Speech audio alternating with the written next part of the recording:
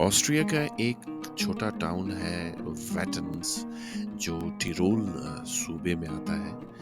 यहाँ है मशहूर ज़माना ब्रांड स्वरस्की का क्रिस्टल वर्ल्ड, जहाँ दुनिया भर का खजाना मौजूद है। ऑस्ट्रिया के मशहूर मल्टीमीडिया आर्टिस्ट आंद्रे हिलर ने 1995 में स्वरस्की के 100वीं सालगिरह मनाने के लिए एक हैरतअंगेज दुनिया तख्लीक की है। आपको इस क्रिस्टल वर्ल्ड में 18 चैम्बर्स मिलेंगे, जिसे चैम्बर्स ऑफ वंडर का नाम दिया गया है।